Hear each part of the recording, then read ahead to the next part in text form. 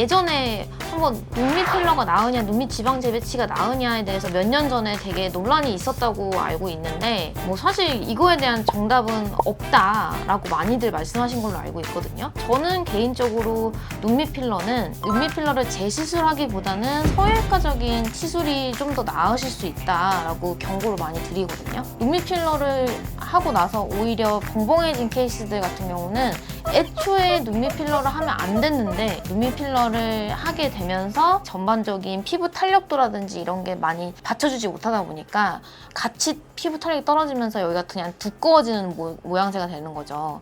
그러다 보니까 결국에는 벙벙해져서 그걸 녹이고 결국엔 성형외과적인 시술이 필요한 경우가 진짜 많았어요.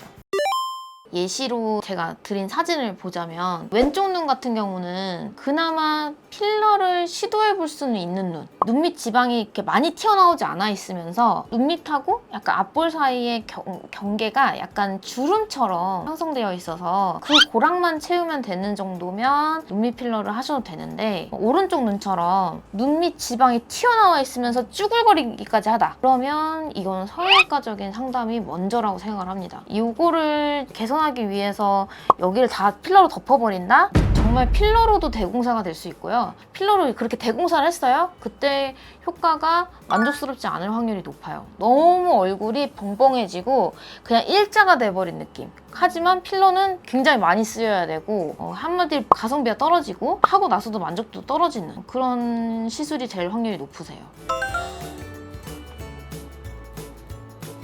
애매한 케이스긴 한데 왼쪽 같은 경우는 그나마 시도해 볼 수도 있는데 사실 별로 추천하지 않는 게 눈밑 지방이 많이 튀어나왔어요.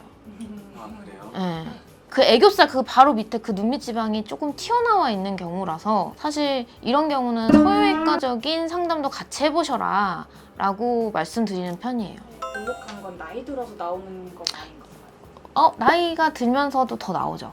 인대가 지방층을 좀 잡아주고 있는데 그 인대가 좀 느슨해지면서 요 눈밑 지방이 나이가 들수록 더 튀어나오게 되잖아요. 여기서 이제 더 튀어나오실 거예요, 나중에. 이제 그럼 그때 가서 이제 수술하시면 돼요. 지금은 할 정도. 그거는 이제 개인차라 생각해요. 이게 스트레스면 수술을 받을지 상담을 먼저 받아보시는 게 좋고 이게 별로 나는 괜찮은데? 할 수도 있는 거거든요. 별로 나는 컴플렉스 아닌데 하시면 그냥 제가 볼 때는 지내셔도 될 정도.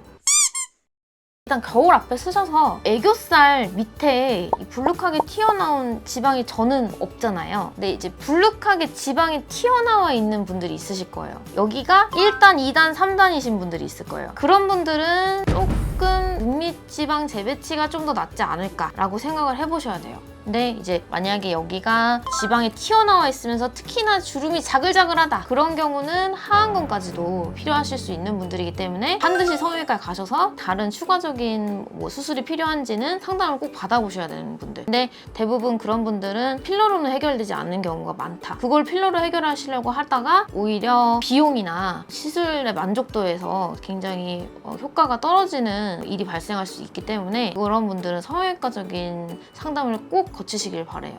끝.